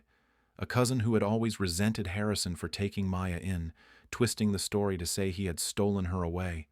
They had been whispering to Ellis, feeding him lies and venom, promising him a share of control once Harrison's empire weakened. The betrayal cut like a blade. It wasn't just greed. It was envy wrapped in bloodlines. These relatives didn't care about Maya's happiness or her safety. To them, she was leverage. A pawn in their war against Harrison's fortune and influence. The stalker had been nothing more than their weapon, disposable once his job was done. Harrison sat in his study, the fire crackling low. The papers lay spread across his desk, the evidence undeniable. His hand tightened into a fist. He whispered to himself, "They used her, their own blood, and they dared to bring danger into my home." Meanwhile, Maya sensed the shift. She noticed the way her father's jaw tightened when the phone rang, the way guards doubled their patrols, the way staff whispered more urgently behind closed doors. She clutched Daniel closer during those nights, the memory of the stalker's eyes still haunting her. "We're safe," she whispered to him, but her own voice lacked conviction. One evening she overheard Harrison speaking with his lead guard. "They'll try again," Harrison said, his voice low and grim. "Ellis was just the entry point, but it's bigger. Bloodlines are involved. Maya cannot know the full extent yet." Maya's heart thudded painfully. Bloodlines, family. She stumbled back from the hallway before she could hear more. At dinner that night, she studied her father's face. He tried to smile at her, tried to make conversation, but she saw the storm behind his eyes. Finally she whispered, "Daddy, was the man who came here really just working alone?" Harrison froze for the briefest second before setting down his fork. He looked into her wide, searching eyes. "No, Maya," he admitted softly. "He wasn't. He was a pawn. The real danger sits higher. People who should have loved you are the ones who tried to use you." Her chest tightened. So he was telling the truth. My family. My old family. They didn't want me. Harrison leaned forward, his voice fierce but tender. "They didn't deserve you, that's different. Don't ever confuse the two." But Maya's young heart could only hold so much. Betrayal stung deeper this time, because it wasn't strangers. It was kin. The suspense now pulsed through every corner of the mansion. The intruder had been caught, but he was just the visible threat. The real war was being waged from the shadows by people with enough knowledge and enough malice to strike again. And Harrison knew this battle would not be won by guards alone. It would require truth, justice, exposure. Because only then could Maya finally be free from the ghosts of her past. The audience is left on edge. Who exactly was pulling the strings, and how far would they go to break the Cole family apart? The Cole mansion's grand hall had never felt heavier. The chandeliers glowed above, but the air was thick with tension. Harrison had summoned everyone: Ellis, the jealous relatives, trusted staff, even the guards who had stood by his side through every trial. This wasn't just a confrontation, it was Judgment Day. Ellis shifted nervously near the back, sweat beading at his temples, despite the cool autumn air drifting in from the open doors. Maya sat on the stairs, knees drawn up, watching with wide eyes. Daniel dozed in the nanny's arms, too young to understand the storm about to break. Harrison stood tall at the center of the room, papers and records spread across a polished oak table like weapons. His voice rang out, sharp and commanding. "You thought your schemes would stay hidden. You thought betrayal could thrive under my roof. But the truth has a way of finding the light." The relatives exchanged wary glances. Ellis swallowed hard. Harrison's hand slammed down on the evidence. Bank transfers, secret calls, messages. "This," he thundered, "is proof of your greed. Proof that you put a child's life in danger for money." One relative, a sharp-eyed woman with Maya's same cheekbones, sneered. "You act like you're her savior, Harrison. But you bought her, took her from her blood. We only wanted to correct the mistake." Maya's chest tightened, her small hands gripping the stair rail until her knuckles whitened. Harrison's voice dropped to a low growl. "A mistake? Maya is my daughter, my choice, my heart. If you call that a mistake, then you know nothing about family." Ellis stumbled forward, desperate. "They promised me security. I didn't know they'd go this far." "Enough!" Harrison barked. His glare pinned Ellis where he stood. "You betrayed not just me, but the little girl who trusted you. There is no excuse for that." The guards dragged the stalker into the room next. Shackled, bruised, but unbroken, his presence sucked the air from the hall. Maya instinctively pressed closer to the banister, her heart racing. Harrison faced him. "You were their weapon, but you failed." The stalker smirked through split lips. "I failed, yes, but I never touched her. You noticed that, didn't you?" The relatives hissed in protest, but Harrison raised a hand, curious despite himself. The man's eyes flicked to Maya, softening for a fraction of a second. "I could have hurt her. I didn't. Because she reminded me of my own little sister, the one I couldn't save."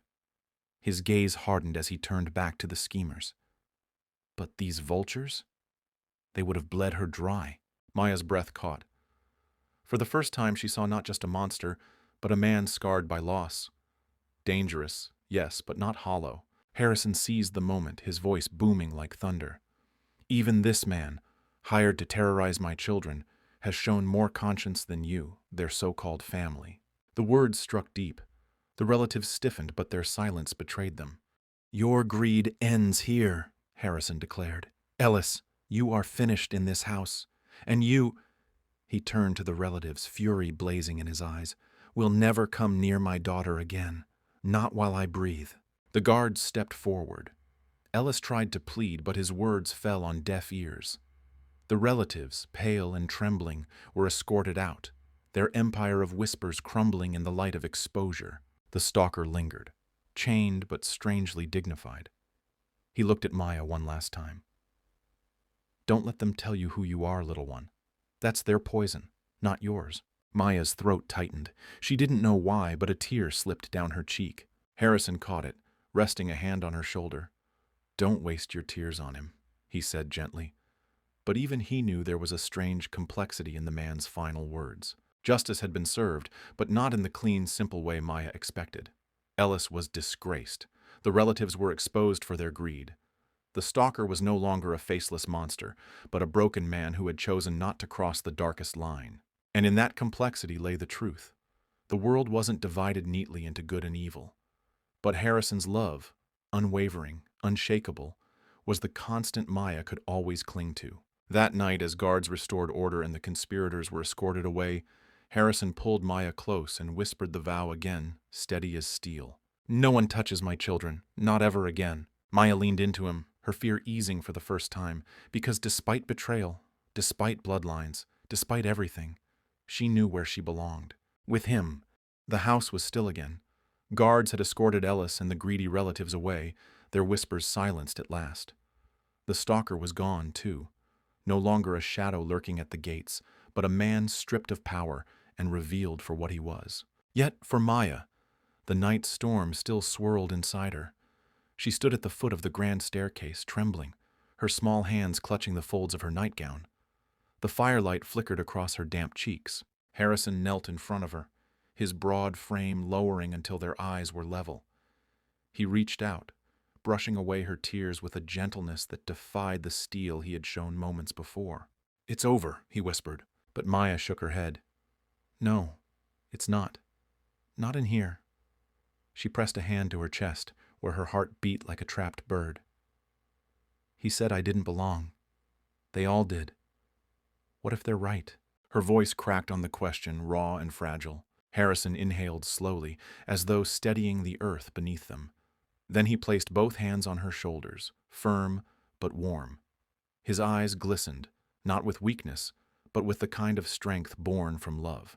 "Maya," he said, each word deliberate, "you are mine, always, not because of blood, not because of duty, but because I chose you. I will choose you every single day of my life." Maya's tears flowed freely, but they weren't heavy this time. They were cleansing, like rain washing away ash. She stumbled forward and threw her arms around him, her sobs breaking into shaky laughter. Relief crashed over her, fierce and unexpected, as if the chains of doubt had finally snapped. For the first time since the stalker's words had poisoned her heart, she felt safe, truly, deeply safe. Daniel stirred in the nanny's arms, and Maya rushed to his side. She cupped her baby brother's cheek, whispering, "We're okay now."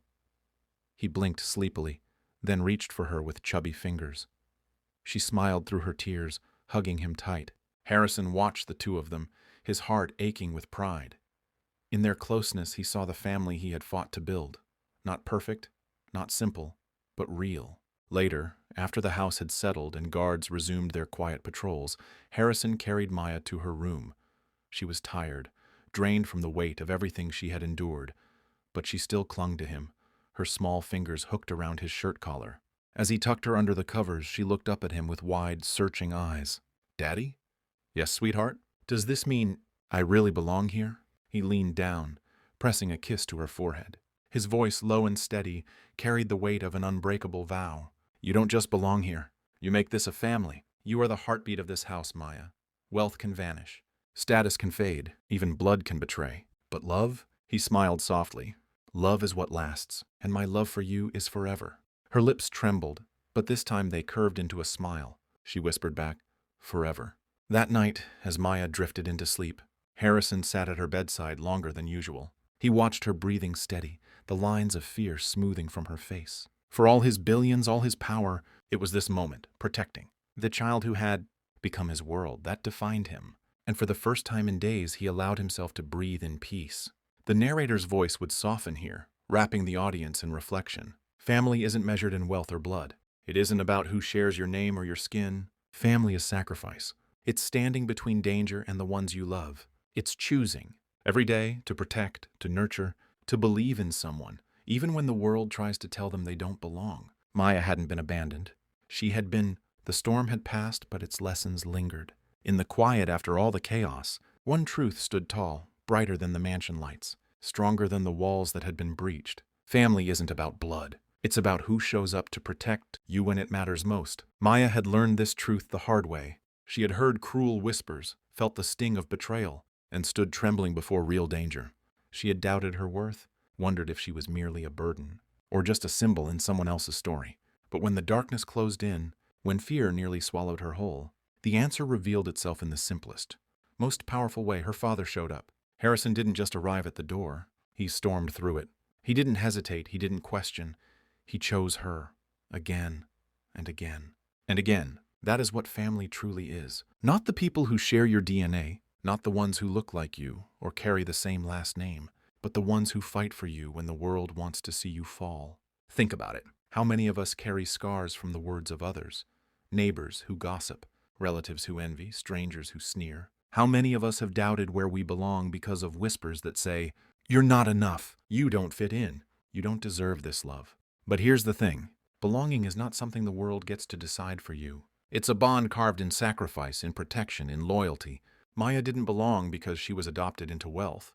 She belonged because Harrison chose to love her, to protect her, to risk everything for her safety. And isn't that the love that truly matters? Maya's story asks us to wrestle with a question far bigger than her mansion walls. Do you believe love from a parent is stronger when it's chosen, not given by birth? Some will say blood is everything, that nothing can replace the bond of family you're born into. But others will tell you, with tears in their eyes, that chosen love runs deeper. Because when someone doesn't have to love you, but they do anyway, when they stand, fight, and sacrifice not out of obligation but out of devotion, that love is tested, and it proves unshakable. Harrison's billions didn't make him a father. His choice did. His vow, "You're mine, always," not because of blood but because of choice, is what transformed him from a guardian into a dad. And that choice, that's what saved Maya's life. So now I turn the question to you. Have you ever experienced chosen love? A parent, a mentor, a friend who stepped into your life and showed up when no one else did? Do you believe it is stronger than the ties of blood? Drop your thoughts in the comments. Your perspective might inspire someone who is struggling, someone who feels unwanted, someone who is searching for the meaning of family. Your words might be the very reassurance they need. And if Maya's journey touched your heart, if it reminded you of the power of sacrifice, protection, and chosen love, then let this not be the end of the story.